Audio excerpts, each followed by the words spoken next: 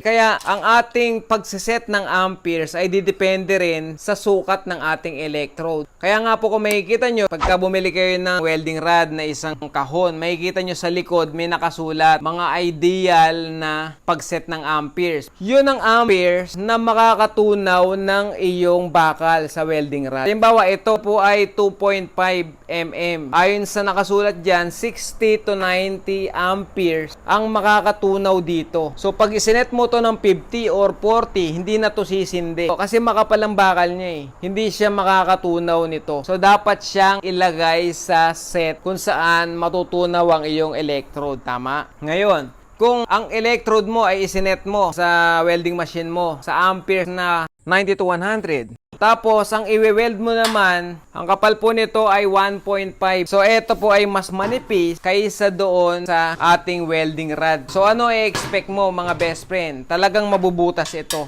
Bakit? Kasi ang kapal nitong ating tubo ay 1.5, tapos ang kapal naman nitong electrode ay 2.5. Isinet natin ang ating welding machine sa 2.5.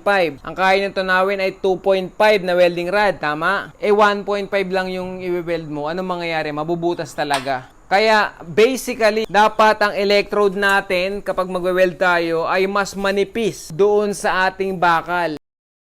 Please, mag-subscribe na po kayo sa ating channel at pa-click na din po ang ating notification bell para ma-update po kayo sa mga upcoming videos natin.